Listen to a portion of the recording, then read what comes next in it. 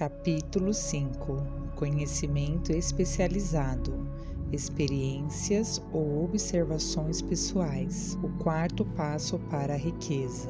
Há dois tipos de conhecimento, o geral e o especializado. Os conhecimentos gerais, não importa quão amplos ou variados, não têm qualquer utilidade na acumulação de dinheiro. As faculdades das grandes universidades dispõem de praticamente todas as formas de conhecimento geral que a civilização conhece.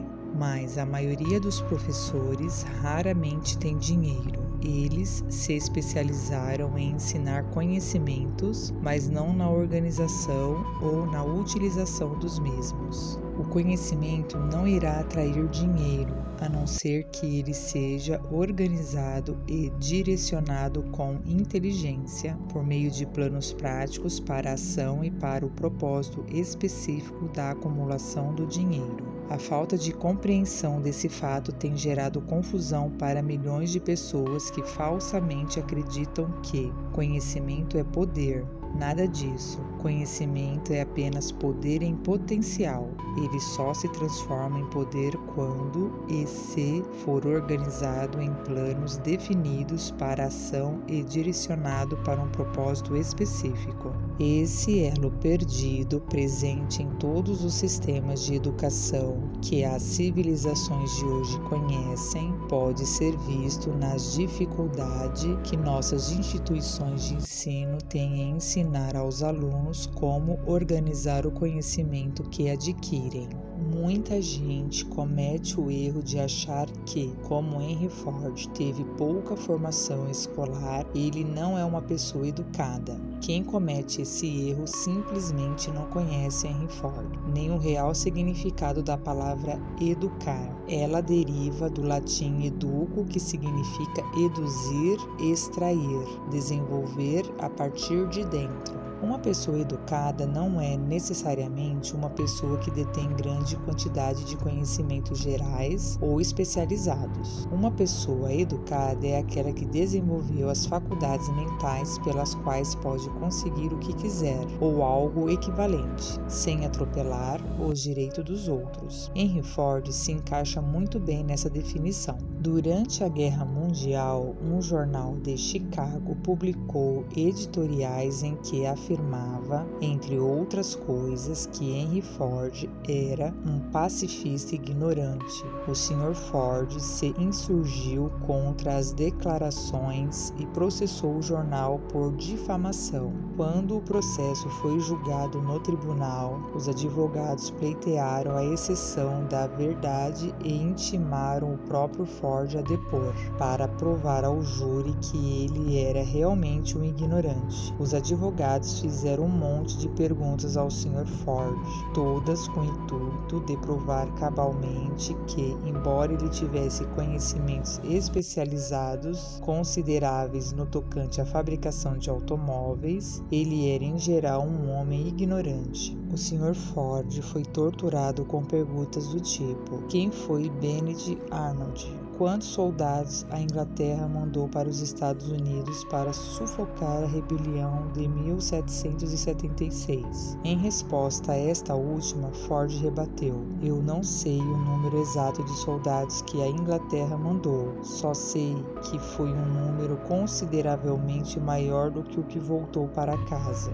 Finalmente, o Sr. Ford se cansou desse tipo de interrogatório e, em resposta a uma pergunta particularmente ofensiva, ele se debruçou sobre o púlpito, apontou o dedo para o advogado que o inquiria e falou: se eu realmente tivesse que responder a essa idiotice que o senhor está me perguntando, ou a qualquer outra pergunta que o senhor me fez, permita-me lembrar que eu disponho de alguns botões eletrônicos na minha mesa e que, apertando o botão adequado, eu chamo à minha sala um assessor que pode responder a qualquer pergunta relacionada ao negócio ao qual dedico a maior parte dos meus esforços. Agora, o senhor me diga, por gentileza, por que eu deveria entupir a minha mente de conhecimentos gerais com o objetivo de responder perguntas quando tenho à minha volta homens que podem responder a qualquer pergunta que eu desejar. Certamente havia lógica na resposta, e o advogado ficou totalmente passado. Todos os presentes no tribunal perceberam que aquela não era a resposta de um ignorante, mas de uma pessoa educada. Qualquer pessoa é educada quando sabe onde obter o conhecimento do que precisa, na hora em que precisa, e como organizar esse conhecimento em planos definidos de ação. Com a ajuda de seu grupo de mente mestra, Henry Ford tinha a um comando seu todo o conhecimento especializado que lhe permitiu ser um dos homens mais ricos dos Estados Unidos. Não era imprescindível que ele tivesse o conhecimento armazenado na própria cabeça, e alguém que não dispõe da inclinação e da inteligência suficiente para ler um livro como este não vai notar a importância dessa ilustração. Antes de se convencer da sua capacidade de transformar seu desejo no equivalente monetário, você vai precisar ter um conhecimento especializado do serviço, produto ou profissão que deseja oferecer em troca da sua fortuna. Talvez você precise ter muito mais conhecimento especializado do que esteja apto ou inclinado a conseguir, e se for assim, poderá suprir essa fraqueza com a ajuda do seu grupo de mente mestra, a mente mestra. Andrew Carnegie dizia que, pessoalmente, ele entendia muito pouco da parte técnica da siderurgia, nem tinha muito interesse em aprender. O conhecimento especializado de que ele precisava para a fabricação e o marketing do aço, ele obteve por meio do seu grupo de mente mestra.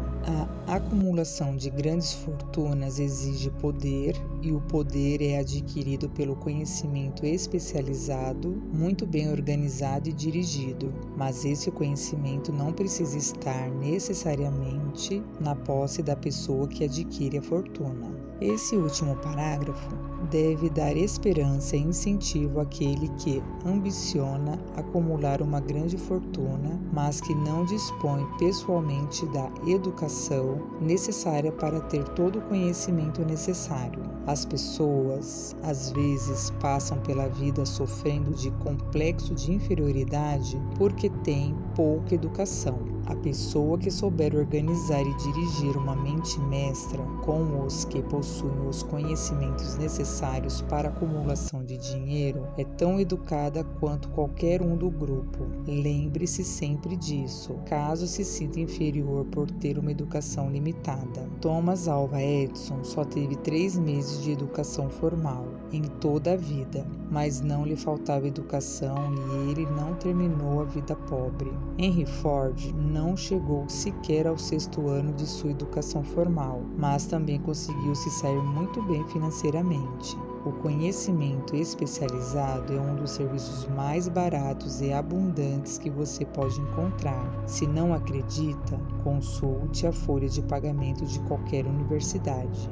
Vale a pena saber como conseguir conhecimento especializado. Em primeiro lugar, decida que tipo de conhecimento especializado você precisa e com qual objetivo. Em boa parte, seu maior propósito na vida, a meta que você persegue, vai ajudá-la a determinar que tipo de conhecimento você precisa. Resolvida essa parte, o próximo passo exige que você tenha informações detalhadas sobre as fontes confiáveis desse conhecimento. As mais importantes são: letra A, sua própria formação e experiência. Letra B, educação e experiência vinda da cooperação dos outros, sua aliança da mente mestra. Letra C, faculdades e universidades. Letra D, bibliotecas públicas, onde há livros e periódicos em que se pode encontrar todo o conhecimento acumulado pela civilização. E letra E, cursos e treinamentos especiais, especialmente cursos noturnos ou de educação à distância. À medida que o conhecimento é adquirido, ele tem de ser organizado e utilizado para um propósito específico por meio de planos práticos. O conhecimento não tem valor algum a não ser quando é posto para atingir um objetivo. Esse é um dos motivos pelos quais os diplomas universitários não são mais valorizados. Eles não representam mais do que uma gama de conhecimentos diversificados. Se estiver pensando em aumentar sua educação formal, primeiro determine o objetivo para o qual você quer o conhecimento que procura e depois descubra onde esse tipo de conhecimento pode ser obtido de fontes confiáveis. As pessoas de sucesso em todas as profissões nunca pararam de adquirir conhecimento especializado em relação ao ofício, ao negócio ou ao maior objetivo que elas têm na vida. As que não têm sucesso cometem um erro de acreditar que o período de aquisição de conhecimento termina quando elas saem da faculdade. A verdade é que as escolas fazem pouco mais do que colocar alguém no caminho do aprendizado de como adquirir conhecimentos práticos. Neste novo mundo transformado que surgiu com o colapso econômico, ocorreu uma mudança espantosa no tocante às exigências educacionais. A ordem do dia é a especialização.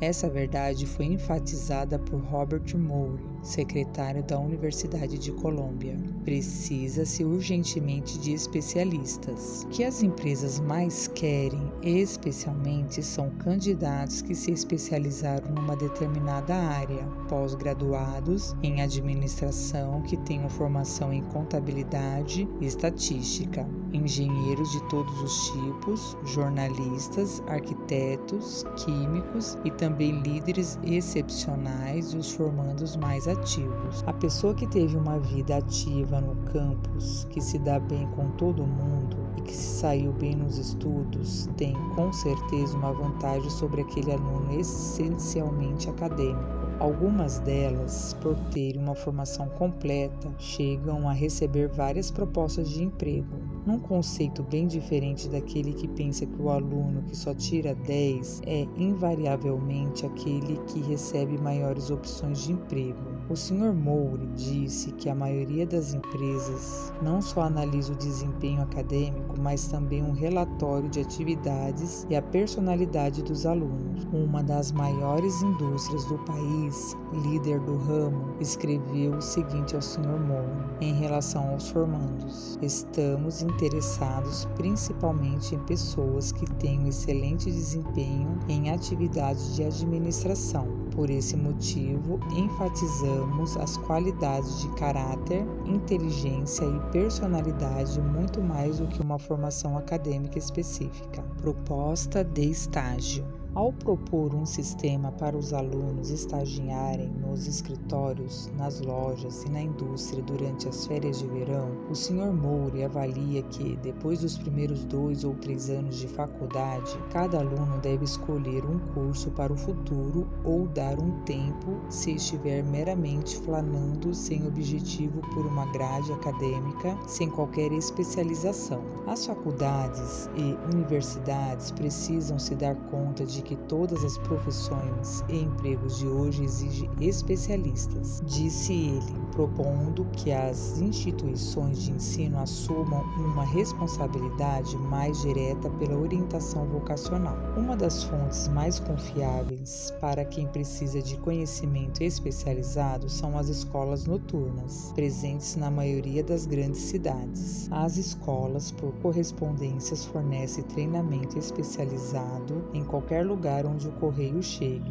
e sobre qualquer assunto que possa ser ensinado por correspondência. Uma das vantagens de fazer curso em casa é a flexibilidade do programa, que permite estudar nas horas vagas. Outra vantagem magnífica, se você escolher bem a escola, é que a maioria desses cursos inclui o privilégio de generosas consultas, que podem ser de valor inestimável para os que precisam de conhecimento especializado. Onde quer que você more, pode receber os benefícios. Geralmente, tudo aquilo que se conquista sem esforço e de graça costuma ser desvalorizado. Talvez por isso as pessoas valorizam tão pouco nossas maravilhosas escolas públicas. A autodisciplina que se obtém com um programa definido de estudo especializado compensa até certo ponto, a oportunidade que se desperdiçou quando o conhecimento era de graça. As escolas de ensino à distância são empresas altamente organizadas. O preço que elas cobram é tão baixo que são obrigadas a exigir pagamento imediato.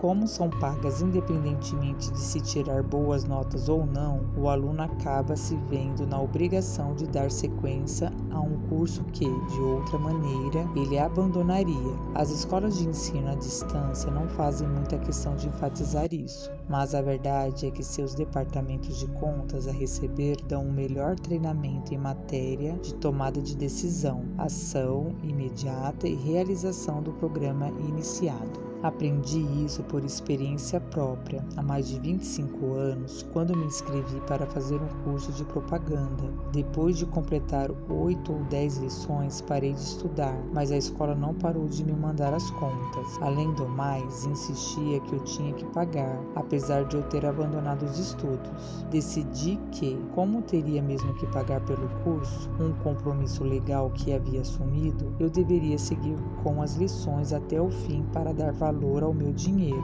Na época, eu achava que o departamento de contas da escola era rigoroso demais para o meu gosto, porém mais tarde descobri que essa foi uma parte valiosa da minha educação, sem custo adicional. Como era obrigado a pagar, fui em frente e terminei o curso. Mais tarde, reconheci que o eficiente sistema de contas a receber daquele curso valeu cada centavo por causa do treinamento em propaganda que concluí com tamanha relutância. Aqui nos Estados Unidos, nós temos aquela que é considerada a melhor escola pública do mundo. Investimos somas fabulosas em belos edifícios, proporcionamos um transporte conveniente para as crianças que moram nas áreas rurais para que elas possam frequentar as melhores escolas. Mas um ponto fraco impressionante nesse sistema tão maravilhoso: ele é de graça. Uma das coisas estranhas dos seres humanos é que eles só valorizam aquilo que tem preço. As escolas públicas dos Estados Unidos e as bibliotecas públicas não impressionam as pessoas porque são de graça. Esse é o maior motivo pelo qual as pessoas pensam que é necessário obter treinamento suplementar depois que sai da escola e arranja um emprego. É também um dos principais motivos pelos quais os empregadores têm na mais alta conta os funcionários que fazem cursos à distância. Eles aprenderam por experiência própria que qualquer pessoa que tem ambição para separar parte do seu tempo livre para estudar em casa dispõe de uma qualidade digna de um líder. Esse reconhecimento não é um ato de filantropia, mas tino empresarial por parte do empregador. Só existe uma fraqueza nas pessoas para a qual não há remédio: é a falta de ambição. As pessoas, especialmente as assalariadas, que dedicam parte do tempo livre para estudar por conta própria, raramente ficam muito tempo nos escalões inferiores. Essa iniciativa abre espaço para a ascensão, tira muitos obstáculos do caminho e conquista o interesse e a amizade dos que têm o poder de colocá-los no caminho das oportunidades. Os cursos por correspondência são especialmente úteis para os assalariados que descobrem, depois de sair da escola, que precisam adquirir novos conhecimentos especializados, mas não têm tempo de voltar a estudar. As novas condições econômicas que surgiram com a depressão fizeram com que milhares de pessoas encontrassem fontes adicionais de renda. Para a maioria delas, a solução para o problema só pode ser encontrada obtendo-se algum tipo de conhecimento específico. Algumas vão se ver obrigadas a mudar totalmente de profissão. Quando um comerciante descobre que uma determinada linha de produto não está vendendo, ele normalmente a substitui por outra, de maior demanda. Quem precisa vender serviços pessoais também tem que ser um comerciante eficiente. Se os serviços não trazem um retorno adequado em uma profissão, ele precisa arranjar outra, em que haja melhores oportunidades. Stuart Veer se formou em engenharia civil e ficou nesse ramo até a depressão limitar tanto o mercado que não lhe proporcionava mais a remuneração desejada. Ele fez um balanço geral da situação, decidiu virar advogado, voltou à faculdade e fez cursos especiais para se especializar em direito empresarial. Apesar da depressão não ter acabado, ele concluiu a faculdade, passou no exame da ordem e logo abriu um escritório muito lucrativo em Dallas, no Texas. No momento, ele tem até dispensado clientes. Só para deixar bem claro e já antecipando aquelas desculpas que algumas pessoas vão dar, como eu jamais poderia voltar à faculdade, tenho uma família para sustentar, ou eu já sou velho demais. Devo acrescentar que o Sr. Weir era casado e tinha mais de 40 anos quando voltou à faculdade. Além disso, ao escolher com maior carinho as especializações que fez e as melhores escolas para aprendê-las, o Sr. Weir completou em apenas 2 anos aquilo que a maioria dos estudantes de direito só conseguem concluir em 4 anos. Vale a pena saber como adquirir conhecimento. Consideremos um exemplo específico. Durante a depressão, um vendedor de loja perdeu o emprego. Como já tivera alguma experiência como contador, ele fez um curso de contabilidade, familiarizou-se com os mais novos equipamentos de escritório e contabilidade e abriu o próprio negócio. Começando pelo armazém onde trabalhava, conseguiu contratos com mais de 100 pequenos comerciantes para cuidar da contabilidade deles por honorários mensais reduzidos. Sua ideia foi tão útil que ele logo viu que era necessário montar um escritório portátil num pequeno caminhão de entregas, que ele equipou com o mais moderno material de contabilidade. Hoje ele tem uma frota desses escritórios de contabilidade sobre rodas e emprega muitos assistentes, fornecendo aos pequenos comerciantes o melhor serviço de contabilidade a um custo bem baixo. O conhecimento especializado, juntamente com a imaginação, foram os ingredientes necessários para que esse negócio tão singular e bem-sucedido. Ano passado, o dono dessa empresa pagou de imposto de renda cerca de 10 vezes mais do que o comerciante para quem ele trabalhava. A depressão lhe forneceu uma adversidade temporária que acabou se revelando uma bênção disfarçada. E o início desse negócio tão bem-sucedido foi uma ideia. Como fui eu que tive o privilégio de dar a ideia ao vendedor desempregado, sinto-me agora no direito de dar mais uma ideia que pode aumentar sua renda ainda mais e também prestar um serviço útil a milhares de pessoas que precisam urgentemente desse serviço. A ideia foi inspirada pelo vendedor desempregado que passou a prestar serviços de contabilidade aos borbotões. Quando sugeri esse plano, ele exclamou: "Gostei da ideia, mas não sei como é que eu posso transformar isso em dinheiro." Ou seja, ele reclamou que não saberia comercializar o serviço de contabilidade depois de ter adquirido o conhecimento. Isso trouxe ao assunto mais um problema que precisava ser resolvido. Com a ajuda de uma jovem datilógrafa que também tinha uma bela caligrafia, preparamos um livro bem bonito que descrevia as vantagens do novo sistema de contabilidade. As páginas foram lindamente datilografadas e coladas em um caderno comum, que acabaria sendo usado como propaganda, tão eficaz que logo o vendedor tinha mais contas do que podia administrar. Nos Estados Unidos, há milhares de pessoas que precisam dos serviços de um especialista em vendas, capaz de preparar um briefing atraente para vender serviços profissionais. A renda anual de um serviço desse tipo superaria tranquilamente de uma grande agência de empregos, e os benefícios de um serviço desse seriam muito maiores para o empregador do que qualquer um obtido de uma agência de empregos. Essa ideia nasceu de uma necessidade para resolver uma emergência específica, mas ela não se limitou a ajudar apenas uma pessoa. A mulher que criou o briefing tem realmente muita imaginação. Ela viu ali o nascimento de uma profissão destinada a prestar um serviço valioso a milhares de pessoas que precisam de um auxílio real na hora de vender os serviços profissionais. Com o sucesso imediato do seu primeiro plano para a venda de serviços profissionais, essa ativa mulher se voltou para resolver um problema semelhante semelhante do filho, que tinha acabado de sair da faculdade, mas não conseguia de maneira alguma encontrar um mercado para o seu serviço. O plano que ela criou foi o mais belo exemplo que eu já vi de como vender serviços profissionais. O plano continha cerca de 50 páginas de informações lindamente datilografadas e bem organizadas. Trazia um histórico das habilidades naturais do filho e também a formação escolar, experiências pessoais e um sem número de outras informações, muito extensas para detalhar aqui. O plano continha uma descrição completa do cargo que o filho queria,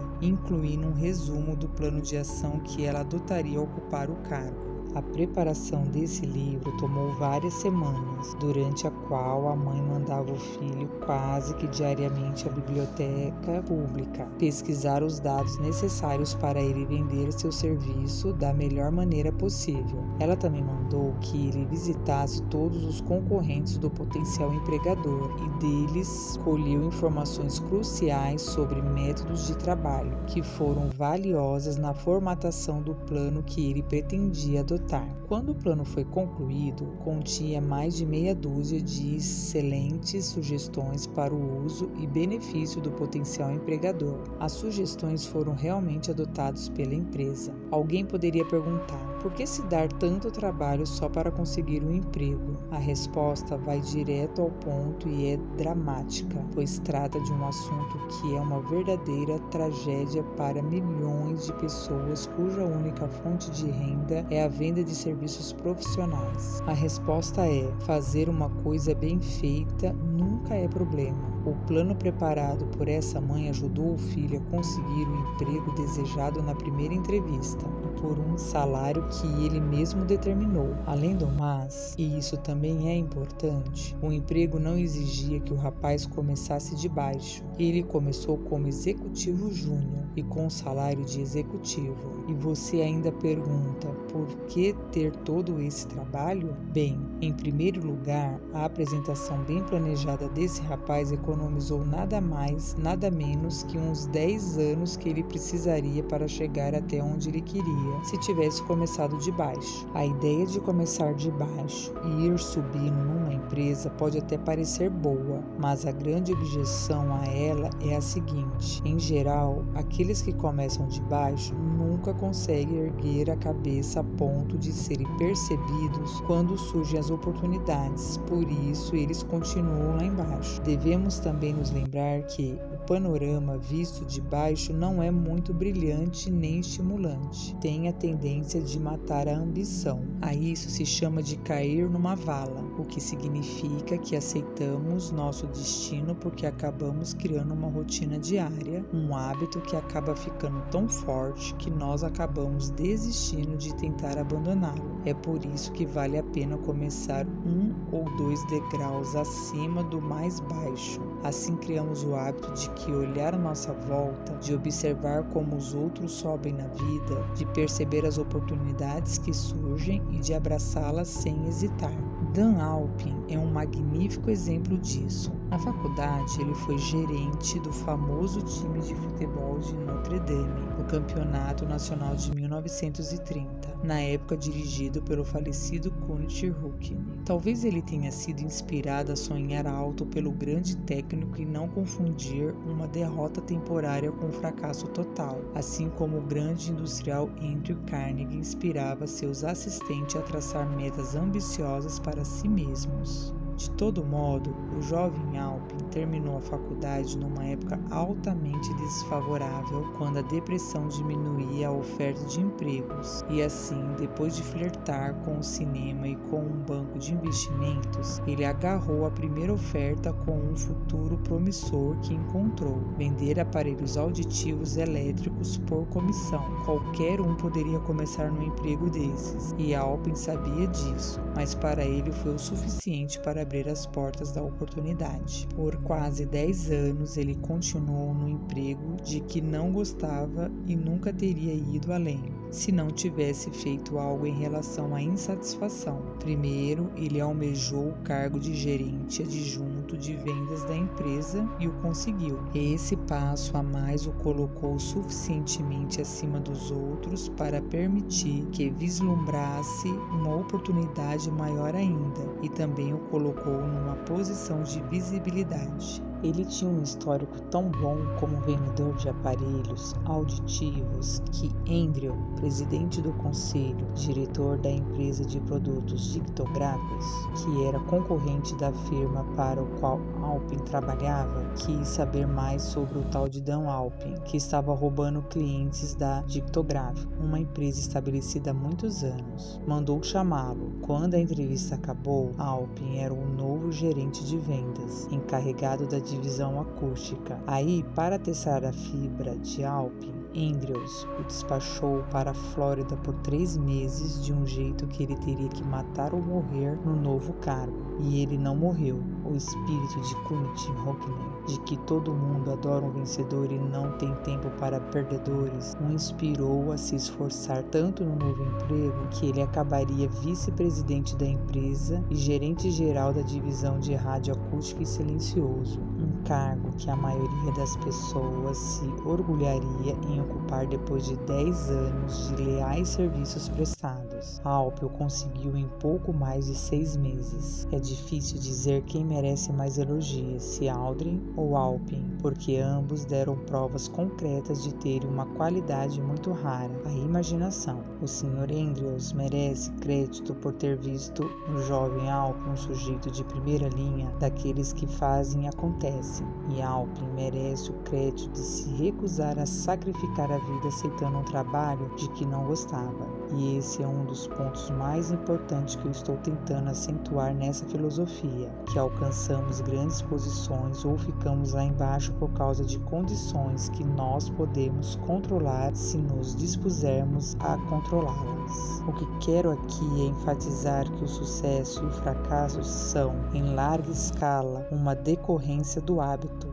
Não tenho a menor dúvida de que a proximidade de Alpin com o maior técnico de futebol que os Estados Unidos já viram plantou na mente dele o mesmo desejo de se destacar que tornou o time da Notre Dame famoso no mundo inteiro. É verdade que ajuda muito ter um herói a quem admirar, desde que se admire um vencedor. Alpin me contou que Hockney foi um dos maiores líderes da história. Minha crença de que as alianças nos negócios são fatores vitais no sucesso e no fracasso foi comprovada recentemente quando meu filho Brian negociou um emprego com Alpin. Este lhe ofereceu um salário inicial que era cerca de metade do que ele conseguiria ganhar numa empresa concorrente. Eu exerci certa pressão de pai para que ele aceitasse o cargo oferecido por Alpin, porque acredito que estar bem próximo de alguém que não aceita as circunstâncias desfavoráveis da própria vida é um ativo incomensurável em matéria financeira. O andar de baixo é um lugar monótono, tenebroso e onde ninguém consegue lucrar. Foi por isso que tive tanto trabalho para mostrar como um começo humilde demais pode ser ultrapassado com um planejamento adequado.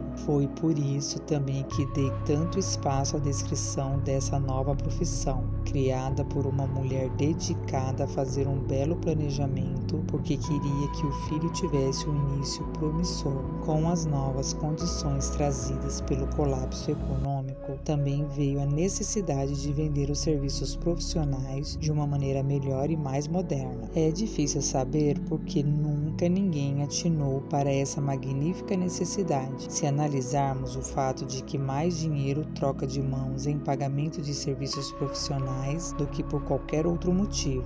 As quantias pagas mensalmente por conta de honorários e salários são tão grandes que chegam a centenas de milhões de dólares e num ano atinge a casa dos bilhões. Talvez algumas pessoas encontrem aqui, numa rápida descrição, o cerne da riqueza que elas tanto almejam. Ideia bem menos dignas lançaram as sementes de onde grandes fortunas desabrocharam. A ideia das lojas de 5 e 10 centavos, por exemplo, tinha muito menos mérito, mas gerou uma fortuna para o criador. Os que virem uma oportunidade escondida nessa sugestão vão encontrar valiosa ajuda no capítulo Planejamento Organizado. A propósito, um vendedor eficaz de serviços profissionais vai encontrar uma demanda crescente onde quer que haja pessoas procurando um mercado melhor para os próprios serviços. Com o princípio da mente mestra, algumas pessoas com os talentos adequados poderiam formar uma aliança e ter um negócio rentável rapidinho. Uma teria que escrever bem, outra teria que ter talento para anunciar e vender, outra teria que saber datilografar e ter uma bela caligrafia, e a outra deveria ser fenomenal em conseguir novos negócios, o que divulgaria o serviço para o mundo. Se alguém reunisse todas essas habilidades, poderia trabalhar sozinha, até ter mais trabalho do que pudesse suportar. A mulher que preparou o plano de vendas e serviços profissionais para o filho hoje recebe pedidos do país inteiro para ajudar na preparação de planos para outras pessoas que desejam vender os serviços por uma remuneração melhor. Ela conta com uma equipe de datilógrafas, designers e escritores que têm a habilidade de dramatizar o caso com tão bons resultados que o serviço do profissional pode ser vendido por muito mais dinheiro do que os salários que recebiam prestando serviços semelhantes. Ela confia tanto na própria capacidade que aceita, como boa parte dos honorários, uma porcentagem do aumento de salário que ela ajuda os clientes a conseguir. Mas que ninguém pense que o trabalho dela é somente ser uma vendedora esperta e ajudar profissionais a pedir e receber mais por seus serviços. Ela também pensa no interesse de quem vai comprar o serviço, assim como de quem o vende, e prepara o plano de tal maneira que o empregador efetivamente receba o valor do dinheiro extra que está desembolsando. O método pelo qual ela consegue isso é um segredo profissional que ela não conta para ninguém, a não ser aos próprios clientes. Se você tiver imaginação em procurar um ramo mais lucrativo para o serviço que oferece, essa sugestão pode ser o estímulo que você procura. A ideia é capaz de lhe proporcionar uma renda muito maior do que a do médico, advogado ou engenheiro médio que precisou de anos de faculdade para se formar. Essa ideia é viável para qualquer pessoa que estiver procurando um novo emprego, em quase todos os cargos que exijam habilidades executivas ou de administração, e também para aqueles que desejem um reajuste do salário atual. As boas ideias não têm preço. Por trás de todas as ideias está um conhecimento especializado. Infelizmente, para aqueles que não têm muito dinheiro, o conhecimento especializado é mais comum e mais fácil de ser adquirido do que as ideias. Por causa dessa grande verdade, há uma demanda universal e oportunidades cada vez maiores para as pessoas capazes de ajudar os outros a vender serviços com eficiência. Capacidade significa imaginação, que é a qualidade necessária para combinar o conhecimento especializado com as ideias na forma de planos organizados com o objetivo de gerar riqueza. Se você tiver imaginação, este capítulo pode lhe dar uma ideia suficientemente importante para o início da riqueza que você almeja. Lembre-se de que a ideia é o principal. O conhecimento especializado se consegue em qualquer esquina.